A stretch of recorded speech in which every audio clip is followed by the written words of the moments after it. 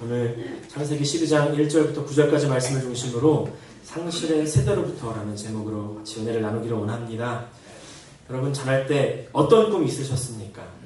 무엇이 되고 싶으셨어요? 제가 자랄 때요, 너 꿈이 뭐니? 이러면은 우리 한 반의 절반 이상이 대통령이요 이랬습니다. 네. 그 다음에 뭐 소방관 되고 싶은 사람, 경찰관 되고 싶은 사람, 뭐 군인 되고 싶은 사람도 있었고, 좀 괴짜 같은 아이들은 만화방 주인, 또 오락실 주인, 네, 되고 싶어하는 아이들이 있었는데, 제 꿈이 뭐였을까요? 제 꿈. 네. 제 꿈이요, 물론 여러 가지가 있었는데요. 그 중에 변치 않는 꿈 중에 하나는 과학자였어요. 그래서 제가 공대까지 갔었거든요. 근데 이제 제가 요새 아이들에게 너 꿈이 뭐니? 이렇게 물어보면요, 아이들이 I don't know, I don't care 이렇게 어깨를 슈럭하면서 꿈이 없어요. 예, 별로 상관하지 않고요. 그냥 되는 대로 살아가려는 애들의 그런 마음 자세들이 보이는 거예요. 그야말로 꿈을 잃어버린 세대가 아닌가 이렇게 생각이 됩니다.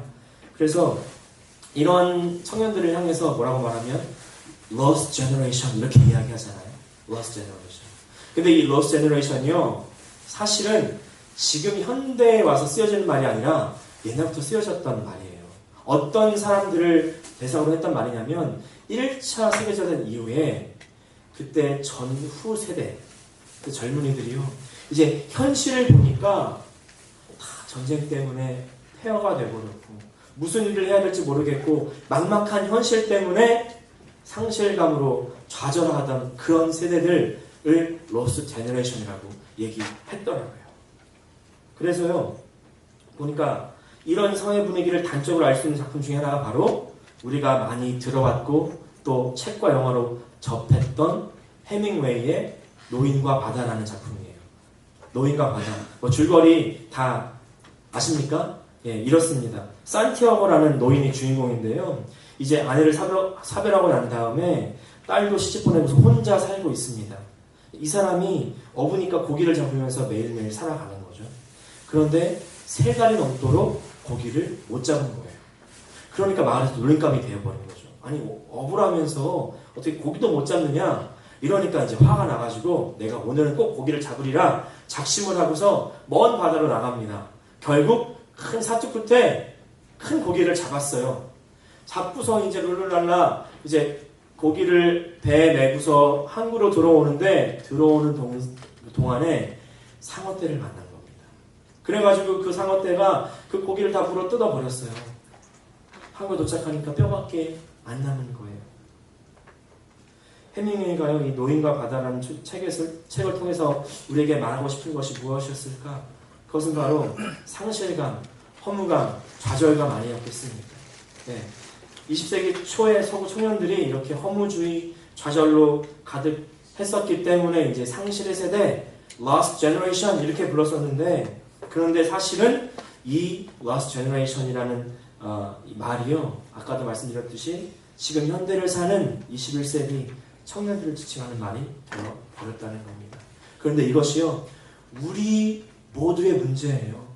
사실은 청년들의 문제만이 아니라 지금 앞이 막막하고 경제적으로 어렵고 더 어려워지고 막 어떤 꿈을 꿔야 될지 모르겠고 꿈을 꾼다고 하더라도 그 꿈을 이룰 수 있을지 모르겠고 그런 사람들, 우리 교회도요, 막 힘들고 어려웠던 그 터널을 지나면서 이거 도대체 희망이 있는 건가? 어려움 가운데 막 허덕였던, 네, 그러면서 상실감이 넘치고 좌절되었잖아요. 그런 가운데 우리가 우리의 마음을 잃어버렸었거든요. 특별히 우리 교회 은퇴하신 분들 많이 계시잖아요. 우리 교회에서 난 인생 살만큼 살았는데 무슨 꿈이냐고, 그냥 내일 잘 일어나면 됐지 이렇게 생각하시는 분들 또 있을 수가 있겠지만요. 그런데 이런 의미를 잃어버리고 하루하루를 살아가는 우리들, 그리고 우리 교회에게 오늘의 본문이 너무나 중요합니다.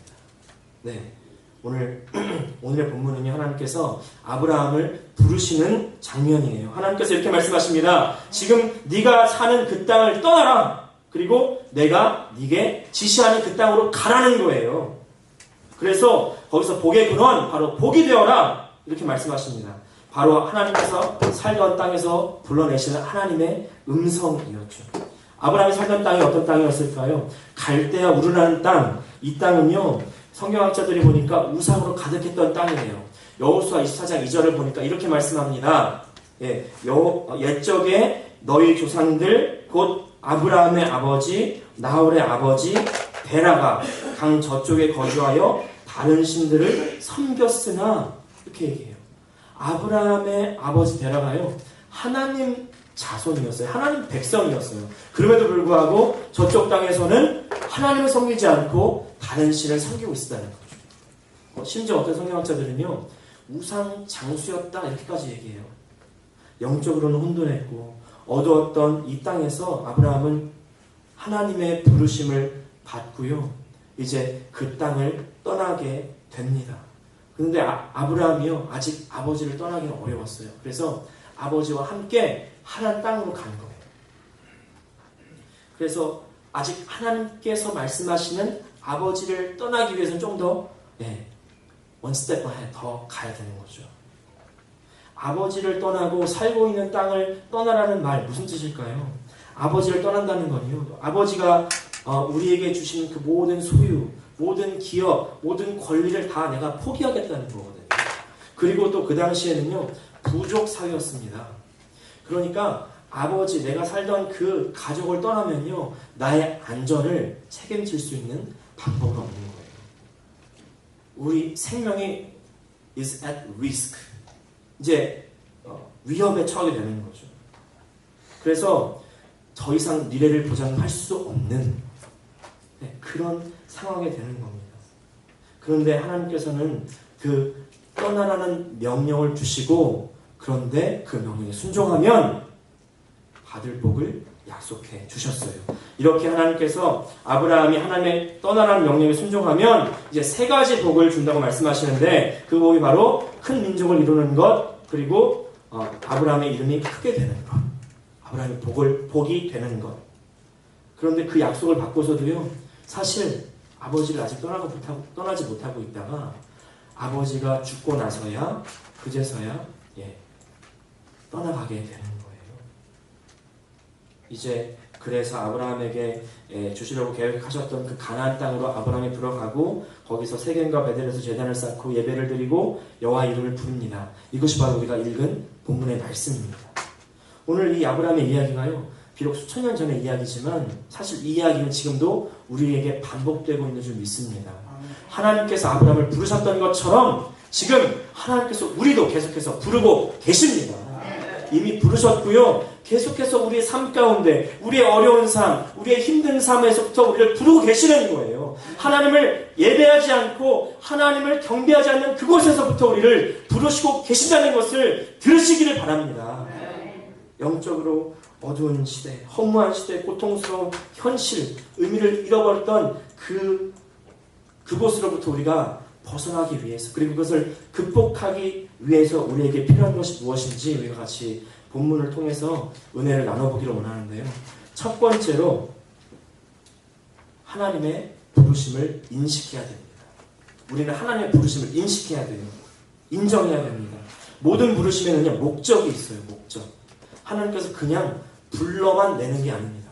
불러낸 다음에 하고자 하는 일이 있다는 거죠. 창세기 18장 19절 말씀 같이 한번 읽어보겠습니다. 시작. 내가 그로 그 자식과 권속에게 명하여 여호와의 도를 지켜 의와 공도를 행하게 하려고 그를 택하였나니 이는 나 여호와가 아브라함에게 대하여 말한 일을 이루려 함이니라. 무슨 말이에요? 하나님께서 아브라함 그리고 그의 자식 권속 그의 자손들이요, 하나님의 법도를 지키는 하나님의 백성을 만들고자 하십니다. 다시 한번, 하나님의 법도를 지키는 하나님의 백성을 만들고자 하셨다는 거예요. 우리가 흔히 부르심 이러면요, 목회자에게만 있는 것이라고 생각하기 쉬운데요, 그것은 큰 오산입니다. 우리는요, 하나님께서는 모든 사람을 다 부르십니다. 어떻게 부르시냐면 하나님의 자녀로, 하나님의 제자로, 예수의 제자로, 그리고 성도로 부르셨습니다. 마태복음 28장 19절 같이 한번 읽어보겠습니다. 시작. 그러므로 너희는 가서 모든 민족을 제자로 삼아. 모든 민족을 제자로 삼는다. 이렇게 말씀하셨죠. 다음 로마서 1장 6절 같이 읽겠습니다. 시작. 너희도 그들 중에서 예수 그리스도의 것으로 부르심을 받은 자라. 예수 그리스도의 것으로, 예수 그리스도의 소유로 부르심을 받았습니다. 또 시작. 로마에서 하나님의 사랑하심을 받고 성도로 부르심을 받은 모든 자에게. 하나님께서 우리를 뭐로 부르셨다고요? 성도로 부르셨다고요. 성도라는 말이 어떻습니까?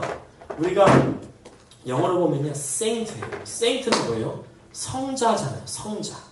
자, 우리 그러면 이제 양옆을 보시면서, 혹은 뒤를 보시면서 인사 한번 하실 때, 우리 김옥현,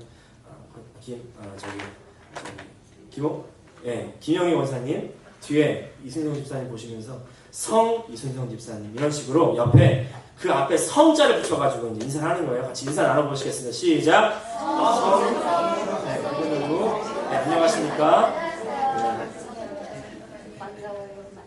자, 어떻습니까? 자, 이렇게 인사를 안 할 때, 그치, 내가 이런 인사를 받으면 하지. 이렇게 느끼시는 분 별로 없으실 거예요. 이건 아주 교만하지 않으면은 굉장히 어려운 건데, 자, 어떻습니까? 뭔가 좀 어색하고, 내가 성인인가? 내가 성자가 아닌데, 항상 내 삶에 실수가 많고, 좀 부족한 게 많은데, 이렇게 좀 주눅 들고 성자라는 말은 나와는 좀 어울리지 않는 것 같은, 그렇게 느껴지시는 게 정상이에요. 네, 정상입니다. 네. 사랑하는 우리 아가페 영적인 가족 여러분, 여기 어느 누가 우리의 의로움을 내세울 수가 있겠습니까? 어느 누가 우리의 잘하는 것, 우리가 뛰어난 것을 자랑할 수가 있겠습니까? 그렇죠? 우리가 다 여기에 모일 수 있었던 이유, 하나님의 사랑을 받을 수 있었던 이유, 그거는요, 하나님의 그 은혜 외에는 설명이 안 되잖아요. 우리가 뭐 하나님 앞에 나 살려달라고 부르신 적 있어요? 나 구원해달라고 부르신 적 있어요? 하나님께서요, 우리가 알아서 그냥 와 주셨잖아요.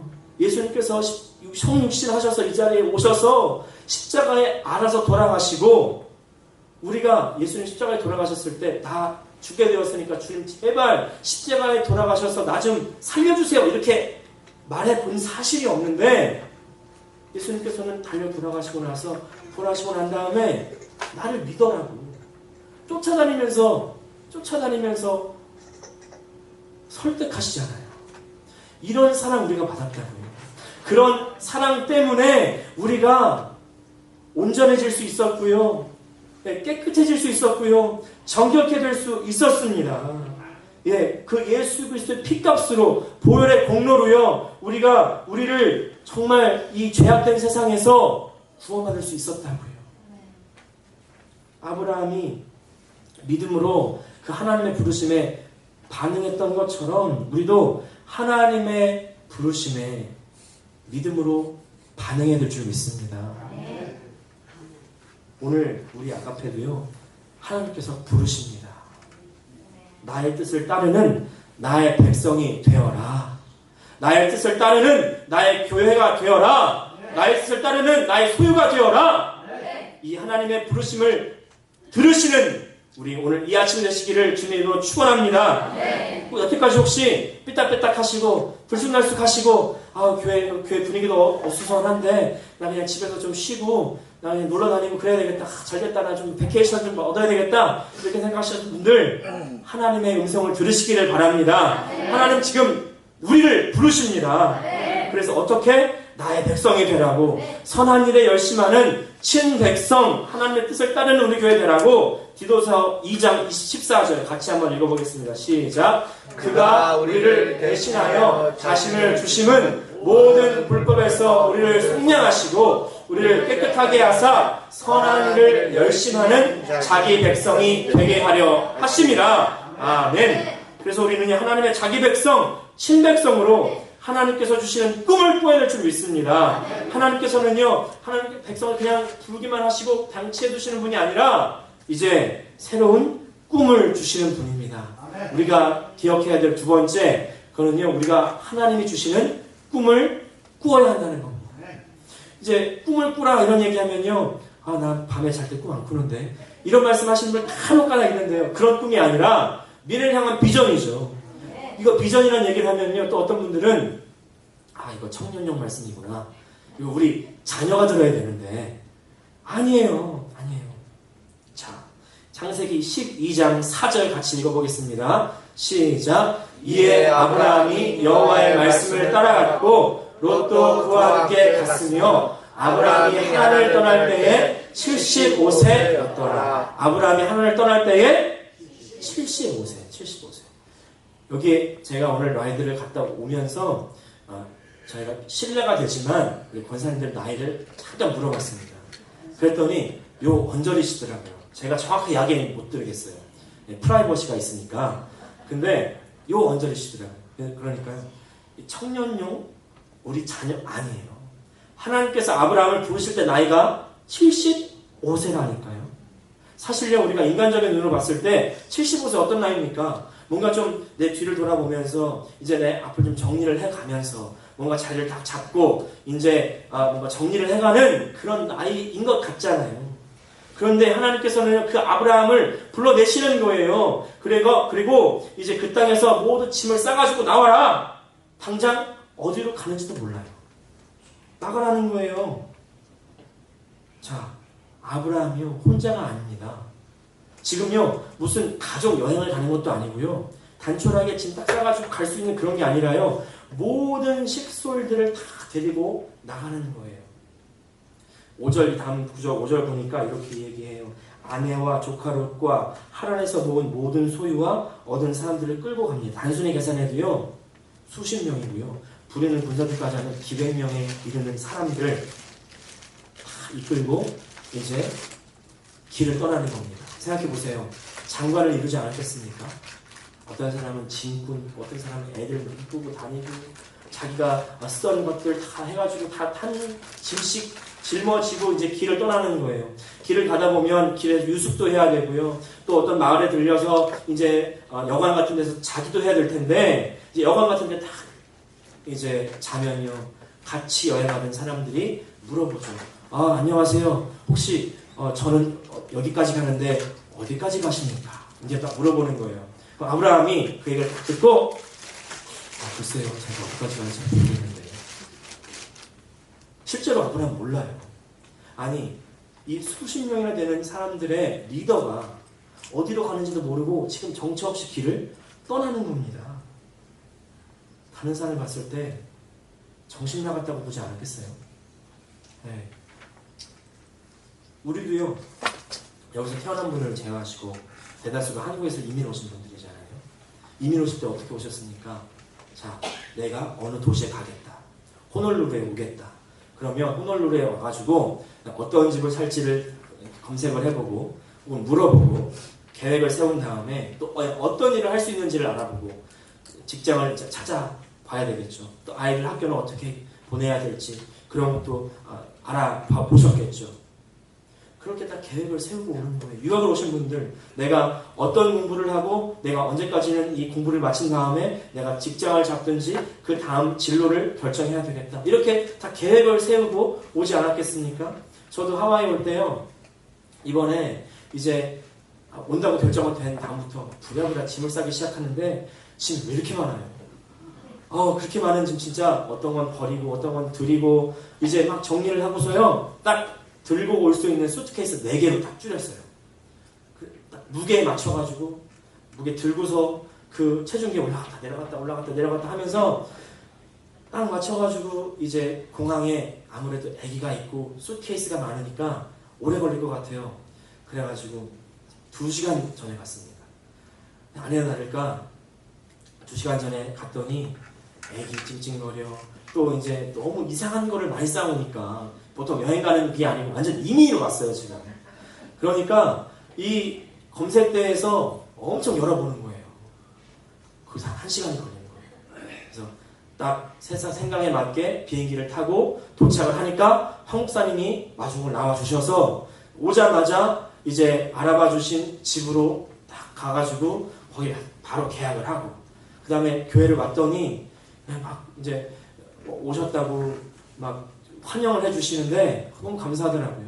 이렇게 다 계획을 해가지고 어디든 가도 가는 것 아니겠습니까? 지금 아브라함은요 아무 계획이 없는 거예요. 그날 하나님께서 명하시는 대로 따라가는 겁니다. 앞이 보이지 않는 것 같고요. 계획도 할 수 없고요. 도착을 할 수 있을지, 정작 도착한다 하더라도 새로운 곳에 잘 정착할 수 있을지 걱정도 됐겠죠.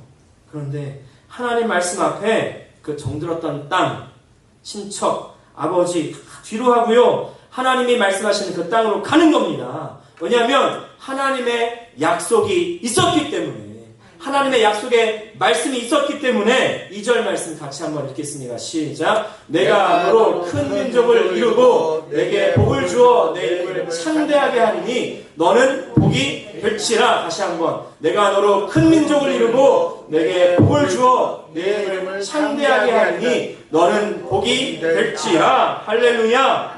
이런 하나님의 꿈이 딱 생기니까요. 미래의 불확실함도 생명의 위협도 더 이상 아무런 거치장스러운 그게 되는 게 아니에요. 충분히 감수할 수 있는 그런 꿈이 된 겁니다. 현재 자손이 없는데 나로 인해서 큰 민족을 이룬다고, 내가 하나님께서 복을 주셨다고.